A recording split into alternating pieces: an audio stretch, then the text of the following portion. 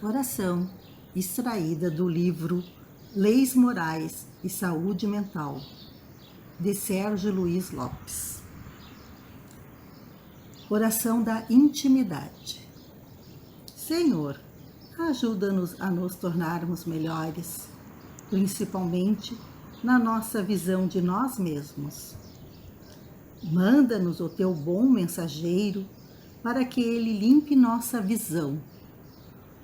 Reveste-nos do teu sorriso e ensina-nos a tua canção.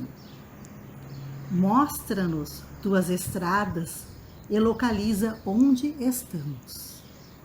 Quando olharmos para o futuro, que possamos ver a esperança.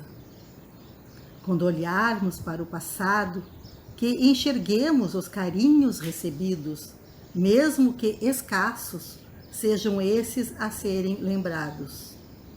Todos os tivemos, não fosse assim, não estaríamos vivos. No dia de hoje, dá-nos tuas bênçãos em abundância.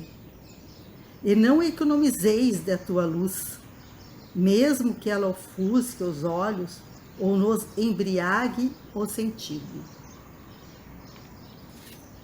Só assim poderemos observar o alvo, não aquele dos nossos planos limitados, mas aquele de nossa divina destinação, o de atingir as estrelas.